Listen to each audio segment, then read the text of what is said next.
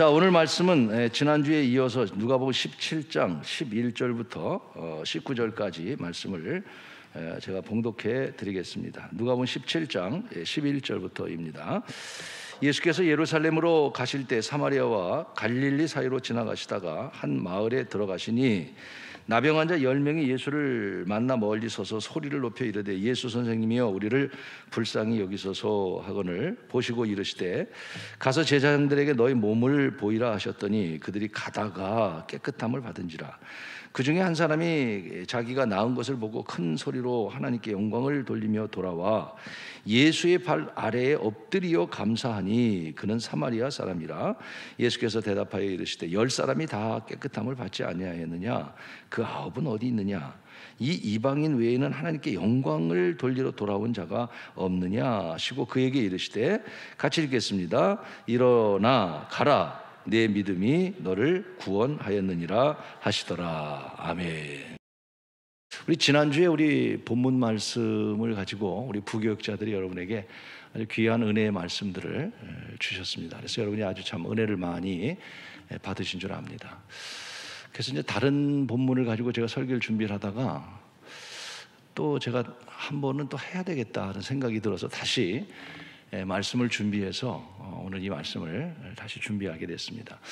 지난주에 이미 여러분 설교를 다 들으셨기 때문에 고정적인 생각을 가질 수도 있고 또 본문의 내용은 너무나 우리가 잘 알고 있는 내용이 될 것입니다. 잘 알다시피 예수님께서 예루살렘을 향해 들어가시다가 그 갈릴리와 사마리아라고 하는 그 지역을 지나가시다가 문둥병자 10명을 만나게 되죠. 그 10명의 문둥병자가 예수님에게 막 소리를 지릅니다. 그 소리를 듣고 주님께서 제사장에게 가봐라. 야, 놀랍게 그들이 그 말을 순종하고 가다가 문둥병이 낫다고 그랬어요.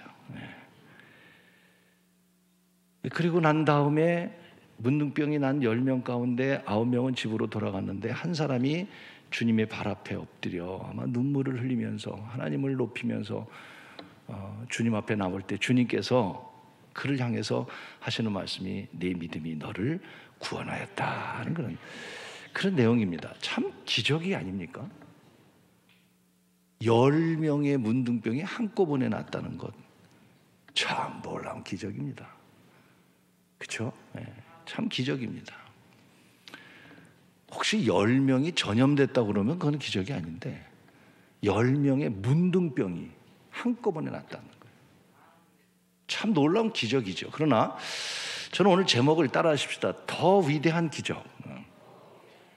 한 번 더 위대한 기적. 10명의 문둥병자가 난 것은 분명히 기적입니다. 그런데 더 놀라운 기적은 그 한 사람 사마리아 사람을 향해서 주님이 뭐라고 말씀하냐면 내 믿음이 너를 구원하였다라고 할 때 그 믿음을 통해서 구원받는 한 사마리아 사람이야말로 그 다른 9명의 문둥병자보다도 더 큰 하나님의 기적의 일이 그 한 명의 문둥병자에게 일어났다는 사실. 오늘 여러분 사실 기적을 경험하고 계신가요? 여러분 교회 생활하면서 기적을 경험하고 계신가요? 또 기적을 여러분 어떻게 생각하시나요? 아마 믿기는 하는데 또 성경의 사실은 우리가 인정은 하는데 내 삶 가운데 뭐 우연히 일어난 일일 수도 있고 또 이게 기적이야 라고 말할 수 있는 일이 몇 번이나 있습니까? 그럼 내가 경험을 못했다고 해서 기적이 없는 걸까요? 그렇지는 않겠죠. 기적에 대해서 여러분 우리는 하나님이 오늘도 내가 경험하지 못하고 내가 믿는 것이 부족하다 하더라도 오늘 분명한 사실 하나는 뭐냐면 하나님은 전능하신 분이고 오늘도 기적을 행하시는 분이라는 사실이죠. 믿어지시나요? 그럼 물어볼게요. 물이 포도주로 되는 걸 여러분 믿으시나요? 진짜? 난 못 믿겠는데. 봤어요? 물이 포도주로 해본 적 있어요? 나 어제 밤새도록 기도했는데 물이야 아직도. 사실 우리가 기적을 믿는다고 하지만 우리가 경험한 것만 우리는 믿습니다. 사실 또 물이 포도주가 된 기적, 재밌는 얘기가 있어요. 미국인지 외국에 있었던 일인데, 스미스라고 하는 사람이 아주 노인네가 돼서 대학가에서 전도를 하고 있었어요. 그러니까 대학생들이 아주 싫었어요. 그 노인네가 한번 붙잡히면 전도를 받아야 되니까 다 피해 갑니다. 그때 한 청년이 그 스미스라고 노인에게 다가와서 이야기합니다. 할아버지, 기적이 어디 있어요? 세상에 기적이 어디 있어요? 근데 이 학생이 교회를 다녔던 학생인 것 같아요. 아니, 물이 포도주로 될 수 있습니까? 성경에 보니 그런 얘기인데 어떻게 물이 포도주로 됩니까? 이렇게 물었습니다. 그때 그 노인이 빙그레 웃으면서 물이 포도주로 되는 게 아니라 나는 포도주를 물로 되게 만들 수 있다네. 깜짝 놀랐습니다. 청년이. 그게 무슨 소리냐고. 아니, 물이 포도주 되는 것도 어렵지만 포도주가 어떻게 물이 되냐고. 그랬더니 이 스미스라는 분이 이야기를 한 청년에게 복음을 전하는 거예요. 이 동네 사람들에게 물어보게, 스미스라는 사람이 어떤 사람인가.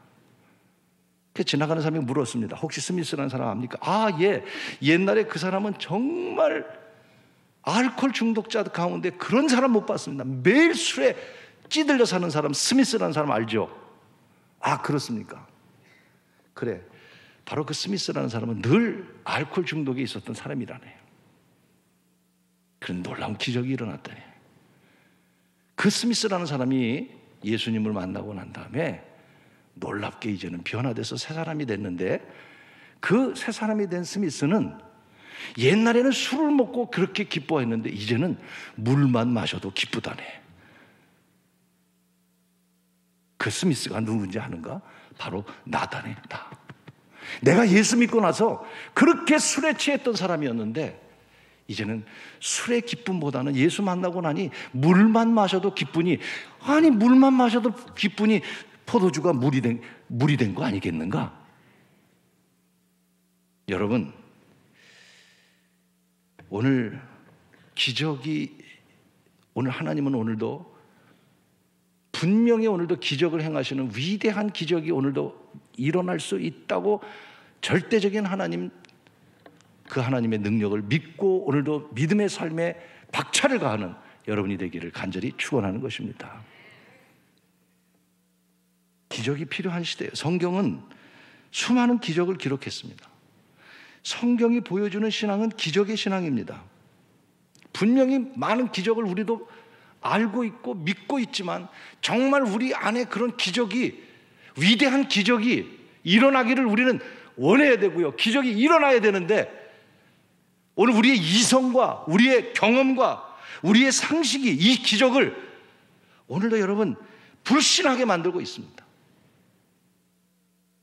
우리 신앙생활하면서 기독교는 물론 이성과 상식, 윤리를 존중하지만 이성과 상식과 윤리를 넘어 초월적인 하나님의 위대한 기적을 오늘 우리가 다시 한번 믿고 고백하고 그 하나님을 신뢰하는 귀한 믿음의 성도가 되기를 간절히 축원하는 것입니다.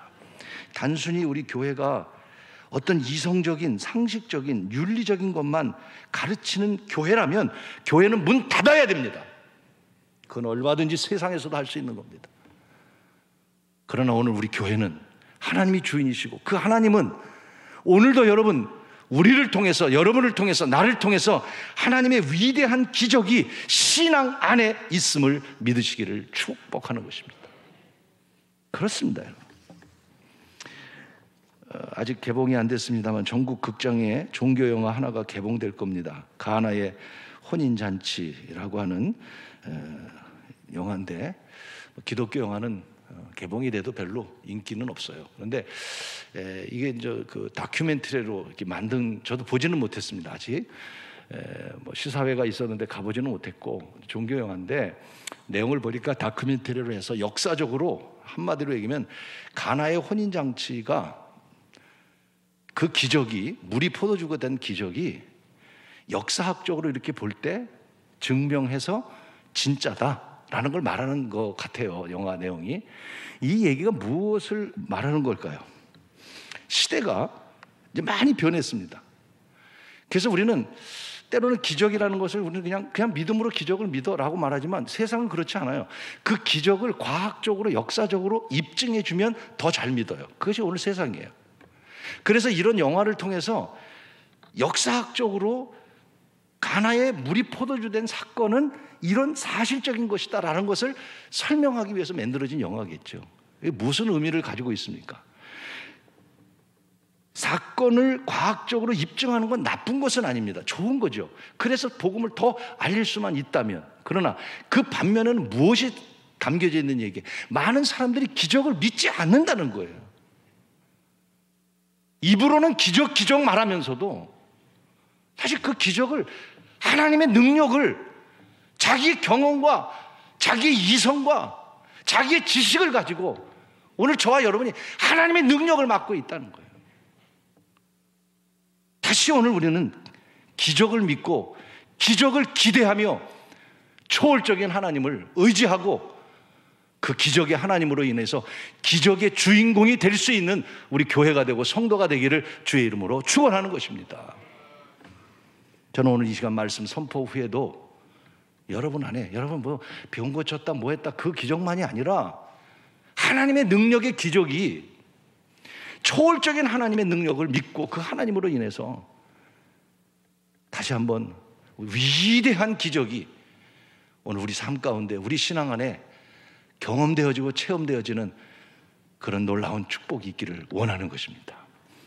이 기적을 위해서 제일 첫째 필요한 게 뭐냐면, 따라하십시다. 믿음의 기적.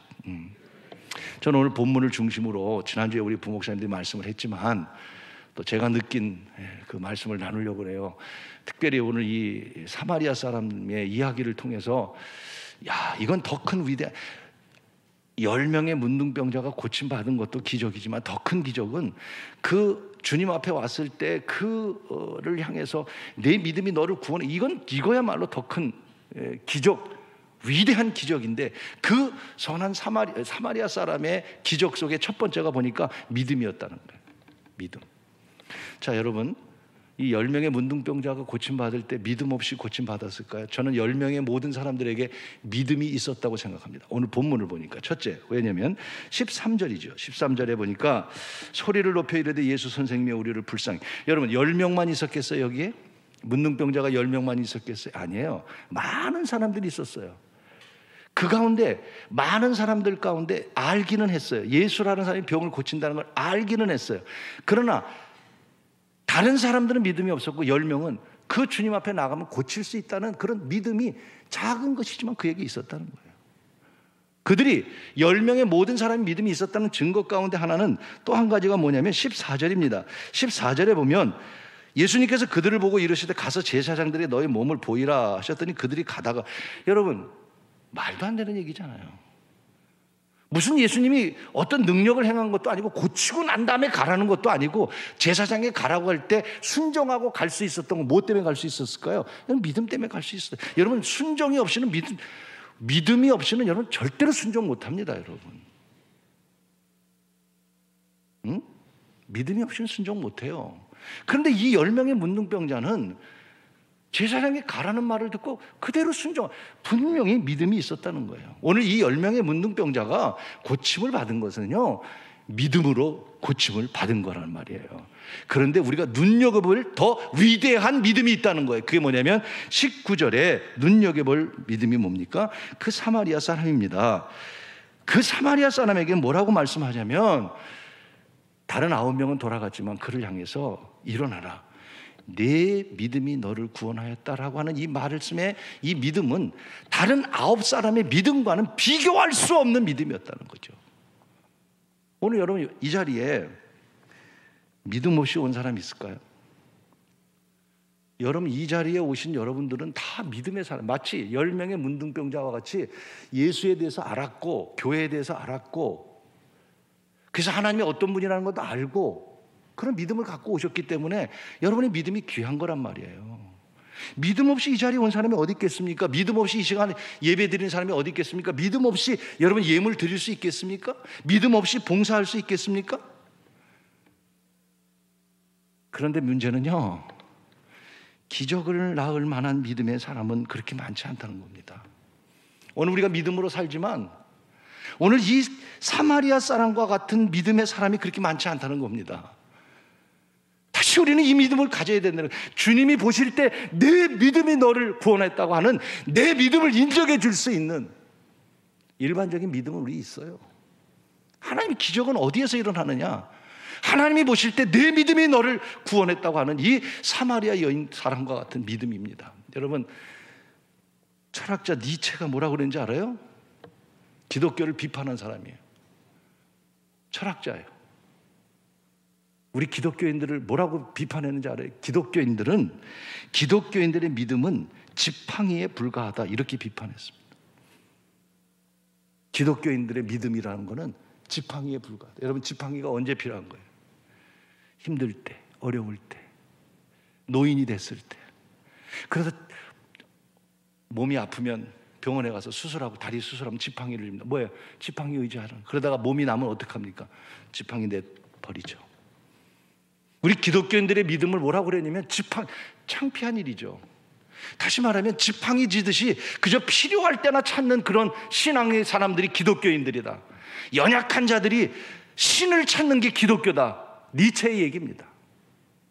우리 믿음이 그런 믿음입니까?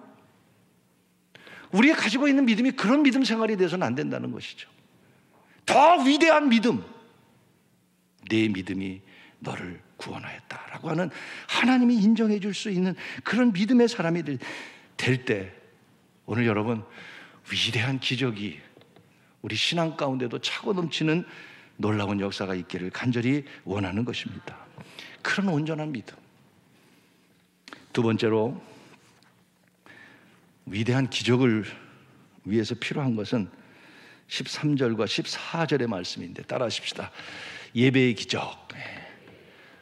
예배라고 그러면 우리가 그저 어떤 시간, 정해진 시간에 나와서 오늘 주일날 예배하듯이 그런 예배, 그게 그런 뜻이 아니에요.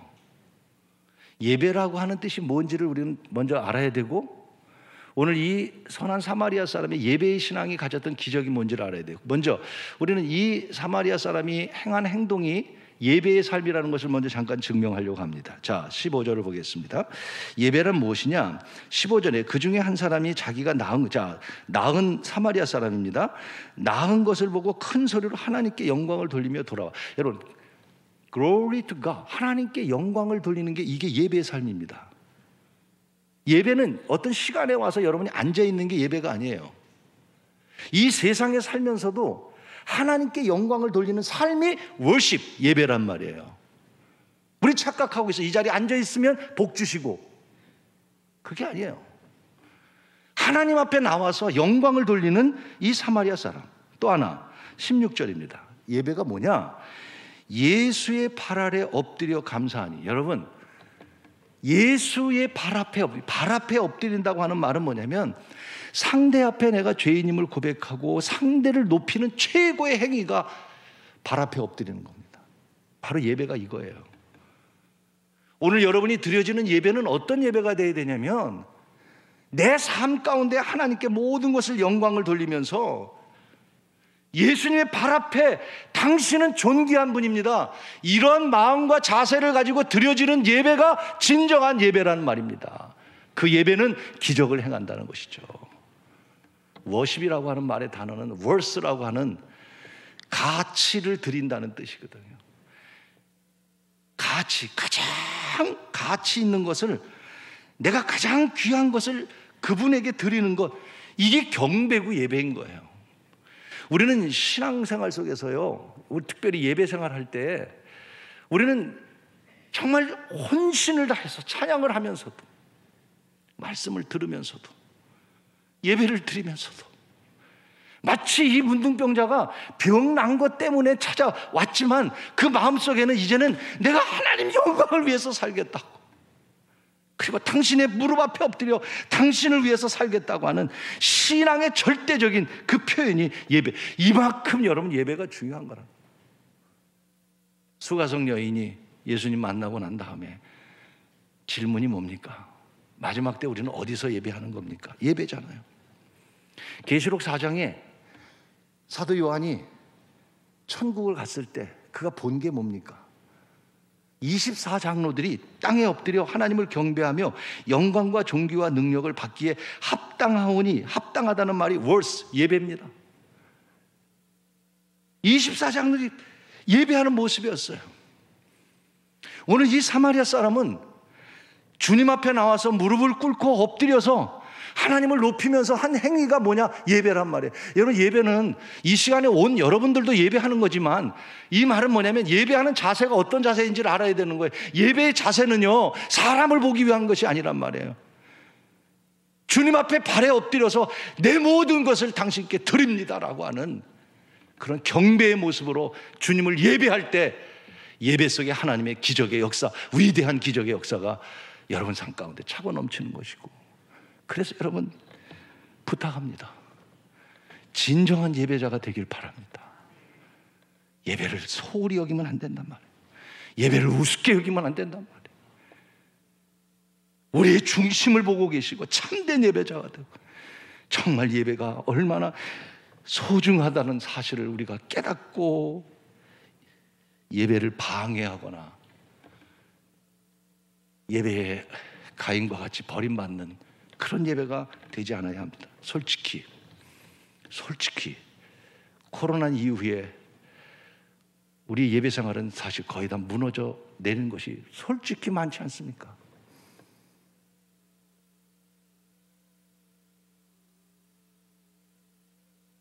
멈춰서는 안 됩니다.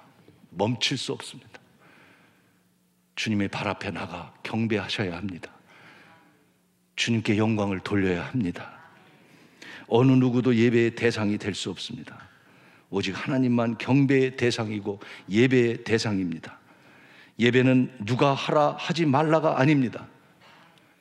오늘 내가 구원받았으니 그 구원의 감격 속에 성도들이 하나님께 드려야 될, 오늘 이 사마리아 사람이 예수님 앞에 찾아와 무릎을 꿇고 하나님을 높이고 경배하며 찬양했던 것처럼, 오늘 우리는 진정한 예배자가 되어 하나님 앞에 위대한 기적을 오늘도 예배를 통해서 경험할 수 있는 우리 교회와 성도가 되기를 간절히 축원하는 것입니다. 역사적으로 볼 때도 과거 어떠한 상황에도 예배는 멈추지 않지 않았습니까? 누구도 예배를 멈출 수 없었습니다. 초대 기독교의 탄압 속에도 그들은 가타꿈 속에 들어가서 생명을 걸고 예배를 드렸습니다. 중세에 오늘과 같이 이런 전염병이 있었던 것처럼 흑사병이 있을 때 흑사병으로 유행했지만 중세조차도 예배가 멈추지 않았습니다. 과거 공산주의자들이 핍박 속에서 예배를 멈추려고 했지만 여러분, 그 공산주의 속에서도 예배가 멈추지 않았습니다. 프랑스 대혁명 때 주의를 없애기 위해서 10일째 근무를 해봤지만 여러분, 10일째 근무가 없어지고 예배를 막을 수 없었습니다. 무신론자 레닌이 주의를 없애기 위해서 8일 근무제를 만들어서 어떻게 하면 기독교의 예배를 없앨까 했지만 그 일에도 실패하고 말았습니다. 여러분, 예배는 기적을 낳습니다.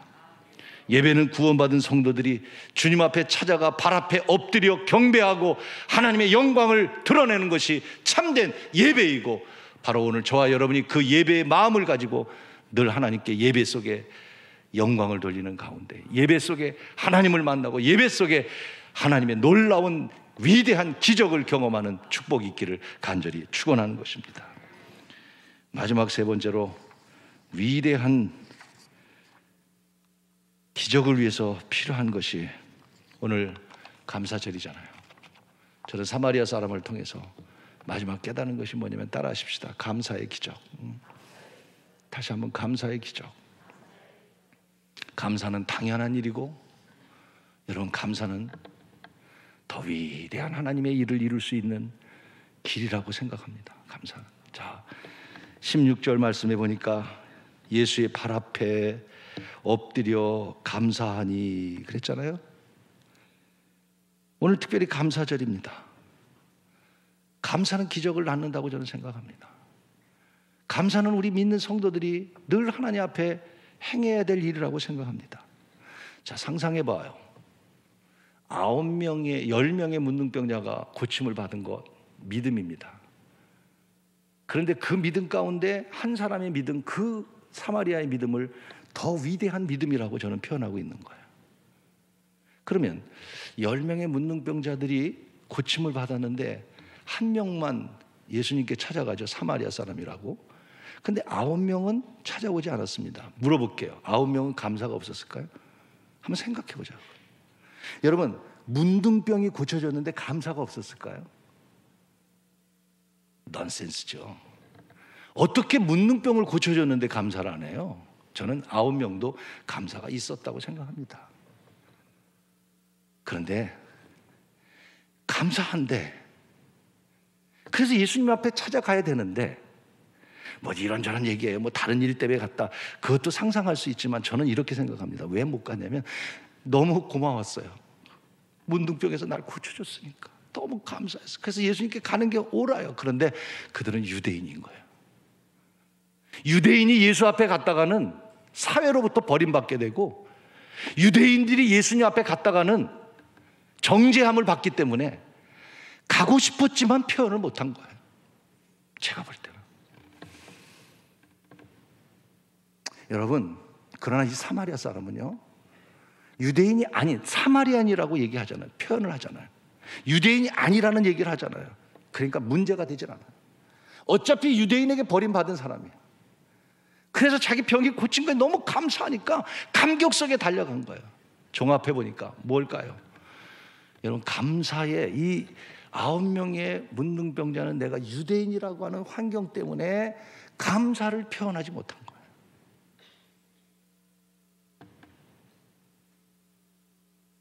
참 우리는 표현력이 부족합니다. 외국 사람들에 비해서 우리가 외국 사람들은 또 너무 지나치게 표현력이 강하죠. 미국 사람들 보면 I love you, I love you, my darling, 이혼은 제일 많이 합니다. 근데 표현을 참 잘해요, 사실은요. 근데 우리는 저부터 어떤 때 고맙다는 말 더 잘 표현해야 되는데 표현력이 약해요. 우리 자녀들이 이제 지금 와 있는데, 우리 큰딸도 보면 아주 표현력이 굉장히 좋아요. 들어가면 뭐 어우 아빠 왔어요, 뭐 껴안고 맨 처음엔 안 맞아. 처음 몇 번 처음에는 야 됐어 그래. 근데 지금은요, 표현하니까 나도 이제는 꼭 껴안으면 그래 사랑해, 훨씬 좋더라. 우리는 표현을 못해. 우리 요새 밥 먹을 때마다 우리 둘째 딸이 제안을 했어요. 밥 먹기 전에 항상 감사한 게 뭔지 이야기하고 먹읍시다. 야, 밥이나 먹자. 뭐 감사한 거. 그래도 해라니까. 그래도 그래. 오늘 밥 주셔서 감사합니다. 뭐 처음에는 그렇게 표현을 했어요. 그런데 매일 하라고 그러니까 감사에 대한 생각을 하게 되고, 감사를 표현하고 나니까 더 감사하게 되고. 여러분, 오늘 이 선한 사마리아 사람은, 유대인들 9명은 감사가 있었어요. 근데 그 감사를 감사로 표현할 수 없는 환경과 유대인이라는 것 때문에 멀어진 거예요. 그러나 사마리아 사람은 주님에게 찾아와서 정말 감사한 마음 때문에 그 감사의 표현을 할 때 감사의 기적이 일어났다니까요. 내 믿음이 너를 구원하였느니라라고. 저는 오늘 이 시간 추수감사절이 돼서 여러분에게 감사를 좀 강조는 하고 있는 거지만, 정말 신앙인이라면, 정말 당신들이 구원받은 하나님의 사람들이라면 하나님의 은혜를 진짜 감사할 줄 아는 여러분이 되기를 간절히 축복하는 것입니다. 사람이 원수는 돌에 새기고 은혜는 어디다 새긴다고 그래요? 물에 새긴다는 말을 합니다. 진짜 맞습니다.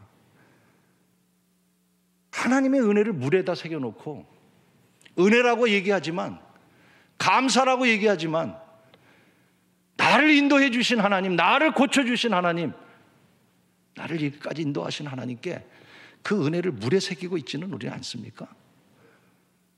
아닙니다.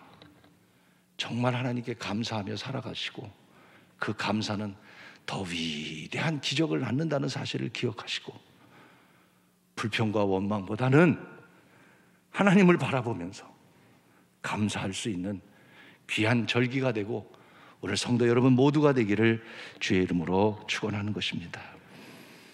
오늘 우리는 감사보다는 우리의 욕심으로 살아갑니다.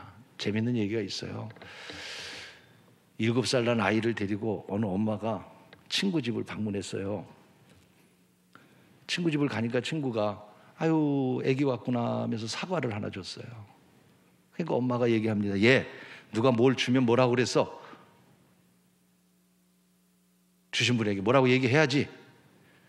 그랬더니 애가 뭔 얘기는 하긴 해야 되겠는데 벌끄러미 보더니 아줌마 사과 좀 깎아주세요 그러더라는 거예요. 그게 오늘 현실이에요. 감사를 사람들이 몰라요. 감사를 표현하려고 하는 마음이 없어요. 정말 여러분 예수 그리스도가 당신을 위하여 생명을 바쳤다면, 나를 구원하시고 오늘 여기까지 인도하셨다면 여러분은 하나님께 얼마나 감사하고 있습니까? 탈무드에 보면 세상에 제일 현명한 사람은 배우는 사람이래요. 늘 배우려고 하는 사람, 현명한 사람이래요. 세상에서 제일 강한 사람은 남을 이기는 것도 아니고 세상에 제일 강한 사람은 자기 자신을 이기는 사람이 강한 사람이래요. 자기 자신. 그런데 탈무드에 세상에 가장 행복한 사람은 누구냐면 감사할 줄 아는 사람이래요. 감사할 줄 아는 사람. 부하다고 감사한 거 아닙니다. 있다고 감사하는 거 아닙니다. 진짜 행복한 사람은 있는 게 행복한 게 아니에요. 없어도 초막이나 궁궐이나 내 주 예수 모신 것이 그 어디나 천국이라고 믿고 감사하면 여러분 그 감사 속에는 분명히 위대한 더 큰 하나님의 기적의 일들이 우리에게 차고 넘치리라 믿습니다. 사랑하는 여러분, 우리는 진짜 감사하면서 살아야 합니다. 구원해 주셨고 영생을 주셨고 오늘 여기까지 우리의 생명을 인도해 주셨고 너무너무 사실 오늘 이 시간 표현할 수 없는 일이지만 너무너무 우리는 하나님의 은혜를 감사해야 됩니다. 물에 새기면 안 됩니다. 마음에 새겨야 합니다. 그리고 여러분이 감사한다면 더 큰 하나님의 은혜와 기적이 우리 안에 넘치리라 믿습니다. 문둥병 낫는 것 기적이죠. 그런 기적도 육신의 기적도 여러분에게 있길 바랍니다. 그러나 더 큰 기적은 그 사마리아 사람, 그 한 사람 주님 앞에 나와서 믿음을 가지고 발 앞에 엎드려 하나님을 경배하고 자신에게 베푼 그 은혜에 감사할 때 내 믿음이 너를 구원했다고 하는 그 인정해주는 위대한 그 신앙이, 그 사마리아인은 더 큰 위대한 구원의 역사를 이루는 위대한 기적의 사람이 되었습니다. 사랑하는 여러분, 하나님은 살아계신 줄 믿습니다. 초월적인 하나님이신 줄로 믿습니다. 다시 믿음을 갖고 우리 하나님을 경배하며 어렵지만 감사할 때 오늘 여러분 삶 가운데 더 풍성한 위대한 하나님의 기적의 일들이 차고 넘치기를, 우리 교회에 차고 넘치기를 주의 이름으로 축원합니다.